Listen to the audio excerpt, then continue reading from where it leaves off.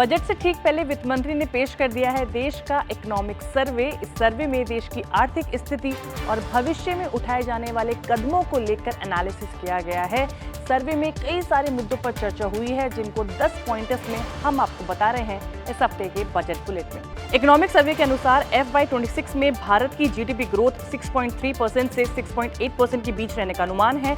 ये अनुमान भारतीय अर्थव्यवस्था की स्थिरता और मजबूत वृद्धि की दिशा में उम्मीद जताता है।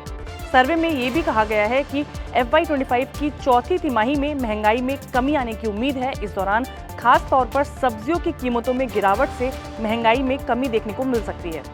वैश्विक स्तर पर पॉलिसी में बदलाव के कारण ट्रेड पर असर पड़ सकता है। इस स्थिति में भारतीय व्यापार नीतियों को और मजबूत बनाने की जरूरत होगी, ताकि वैश्विक प्रतिस्पर्धा में हम खुद को आगे रख सकें। निजी खपत में स्थिरता देखने को मिली है, जिससे अर्थव्यवस्था में वृद्धि का मार्ग प्रशस्त होता है। सरकार की योजनाओं और विकासात्मक कदमों के कारण निजी खपत बढ़ रही है, जो भारतीय अर्थव्यवस्था के लिए सकारात्मक संकेत है। सर्वे में ये भी बताया गया है कि वैश्विक स्तर पर राजनीतिक अनिश्चितताओं के कारण भारतीय अर्थव्यवस्था को कुछ जोखिम का सामना करना पड़ सकता है।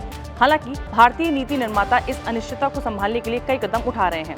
कमोडिटी की कीमतों में गिरावट आने की संभावना जताई गई है, जो महंगाई को कंट्रोल करने में मदद कर सकती है। इससे भारत में उपभोक्ताओं को राहत मिलेगी। मीडियम टर्म ग्रोथ के लिए स्ट्रक्चरल रिफॉर्म की आवश्यकता है। सरकार को दीर्घकालिक आर्थिक विकास के लिए ऐसे सुधारों पर ध्यान केंद्रित करना होगा जो स्थिर और सशक्त आर्थिक विकास की दिशा में मदद करें। इंफ्रा सेक्टर में निजी कंपनियों की भागीदारी बढ़ाने की जरूरत है, ताकि विकास कार्यों को और गति दी जा सके। इससे बुनियादी ढांचा मजबूत होगा और रोजगार के अवसर बढ़ेंगे। FY25 के लिए नेशनल मोनेटाइजेशन पाइपलाइन का लक्ष्य 1.91 लाख करोड़ रखा गया है, जो देश के इंफ्रास्ट्रक्चर विकास को बढ़ावा देने के लिए महत्वपूर्ण कदम होगा। FY26 की पहली छमाही में खाद्य महंगाई की कमी की संभावना जताई गई है। सरकार इस दिशा में कई उपायों पर विचार कर रही है, ताकि महंगाई को कंट्रोल किया जा सके।